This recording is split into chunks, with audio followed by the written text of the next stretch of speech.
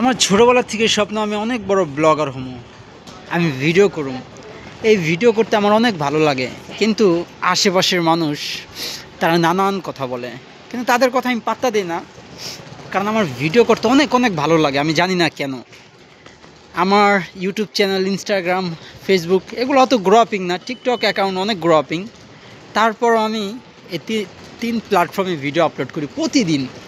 কারণ এই জিনিসটা আমার একটা নেশায় আক্রান্ত হয়ে গেছে। ভিডিও প্রতিদিন 2-3টা ভিডিও ইউটিউব চ্যানেলে তো মাস্ট বি আপলোড হয়।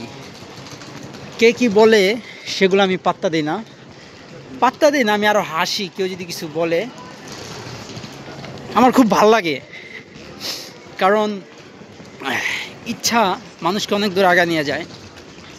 তো আমার ছোটোবেলা থেকেই স্বপ্ন যে আমি একটা কিছু একটা করুম। বাট ছোটোর থেকেই স্বপ্ন ছিল কিছু একটা করার, এর জন্য অল্প বয়সে বিদেশ চলে যাই। তারপরও আমি সাকসেস পাই না, হালকার উপরে ঝাপসা সাকসেস পাই। তারপর আবার ইউরোপ আসার চেষ্টা করি, যে না, মিডল ইস্ট, মালয়েশিয়ার এইসব সাইডে থেকে কিছু হইব না। বাট এখন ইউরোপে এসে দেখতেছি বর্তমান খুবই টাফ লাইফ সারভাইভ করা। তারপরেও করতে হইব। টু ওয়েট গাইস, কারণ খুবই ঠান্ডা লাগছে। এই রেডিও অ্যালার্মটা যাই লোক, মাইক বন্ধটা।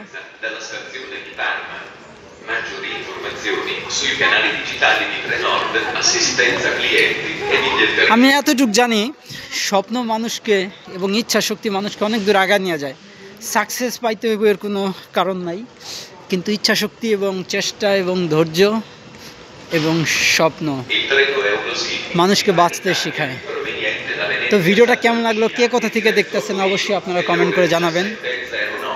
আর ভিডিওটা কিন্তু আপনারা ইতালি থেকে দেখতেছেন।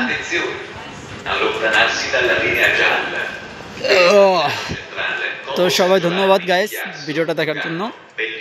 আল্লাহ হাফেজ।